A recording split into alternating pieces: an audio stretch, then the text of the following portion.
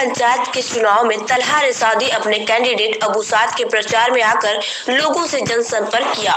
जिला पंचायत क्षेत्र फरिया से महाप्रधान पद के प्रत्याशी अबू साद उर्फ नन्हे शेख राष्ट्रीय उलमा काउंसिल के पद के उम्मीदवार हैं। उनके चुनाव प्रचार में तलहा रिसादी लोगों से आकर जनसंपर्क किया और कहा कि आप लोगों का साथ चाहिए, इस बार नन्हे शेख को भारी मतों से विजयी बनाएं।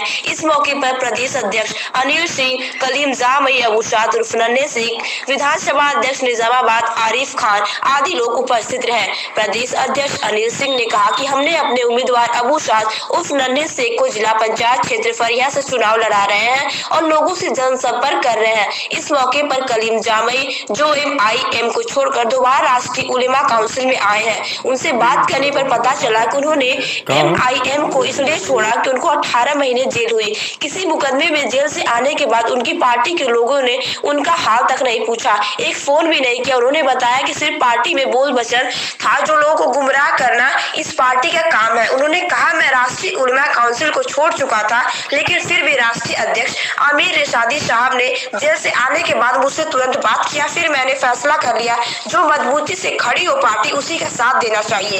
इसलिए मैं दोबारा अपनों के बीच में आकर बहुत खुश हूँ। अपनी पार्टी के लोगों का धन्यवाद देता हूँ जो मेरा इस तरह स्वागत किया। जिला पंचायत की जनसंपर्क किया। देखिए, हम अपने जिला पंचायत प्रत्याशी नन्हे शेख के बारे में जो फरिया में जनसंपर्क हम लोग किए हैं, ये राष्ट्रीय उलमा काउंसिल का पहले दिन से पैगाम चला है कि हम अदर बिरादरी से लेकर के और माइनॉरिटी से लेकर के जो ये हिंदू मुसलमान का विवाद जो खाई पैदा हो रही है, इस खाई को पाटने के लिए जब तक हम राजनीतिक तरीके से मजबूत नहीं होंगे तब तक इस विवाद को हम समाप्त नहीं कर पाएंगे। इसलिए जो हम लोगों ने प्रत्याशी उतारा है, उस प्रत्याशी के लिए गांव-गांव जाकर के, घर-घर जाकर के जनसंपर्क कर रहे हैं कि हमारे प्रत्याशी को वोट दीजिए, हमारा प्रत्याशी एक नंबर का प्रत्याशी होगा और राष्ट्रीय उलमा काउंसिल ईमानदारी की छवि लेकर के और ईमानदारी की राजनीति करना चाहती है। सर, आप अपने कैंडिडेट कहाँ हमारे अभी पहली सूची आजमगढ़ जिले के 17 कैंडिडेटों की जारी हुई है। इसके बाद अभी 2-3 सूची और जारी होगी आगे। सर, इंडिया गोल्ड न्यूज़ में आपका स्वागत करता हूँ। सर, आप MIM को छोड़कर सर दोबारा उसी स्थान पर आकर खड़े, इसके बारे में क्या कहना चाहते हैं? जी, मैं MIM एक तरह से जब हमने चूँकि राजनीतिक जब दल बना तो उसके बाद राजनीतिक दल में विरोध होता रहता है। कुछ मामूली विरोध हम लोगों के बीच हुआ तो फिर हम लोग चले गए हैदराबाद जाकर के हमने ही जो है पार्टी को यहाँ ले आए। लेकिन लाने के बाद ये अनुभव हुआ कि दूर से कुछ होता नहीं, बोल वचन से कुछ होता नहीं, वहाँ कुछ है नहीं, खोखला है बिल्कुल। सिर्फ एक नेता है, नेताजी पार्लियामेंट में बोले चाहे जलसे में बोले, बस वो बोल है मात्र, उनके भाषण है, भाषणबाजी है।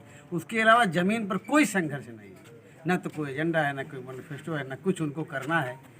मात्र बस जनता को गुमराह करके एक तरफ ले जाना है। वापिस उलमा काउंसिल में इसलिए आया कि मैं बीच में संघर्ष के दौरान मेरा मुकदमा हुआ मेरे ऊपर, मैं जेल गया। जेल जाने के बाद पार्टियां अपने कार्यकर्ता के साथ खड़ी होती हैं, लेकिन हमारी पार्टी ने इतना बुज़दिली दिखाई कि वो खड़े होने तो दूर नाता ही तोड़ लिए और जेल से आने के बाद बजाय मेरा स्वागत करने के, मुझसे मिलने के, मेरे दुख तकलीफ में बांटने के, वो कोई कांटेक्ट फ़ोन तक न कर सका। जबकि मौलाना आमिर रिसादी साहब, मैं उनके दल में नहीं था, विरोधी दल में था और पार्टी से निकला हुआ सिपाही था, फिर भी उन्होंने सबसे पहला फ़ोन अगर मेरे वहाँ कोई आया तो मौलाना आमिर रिसादी साहब का आया।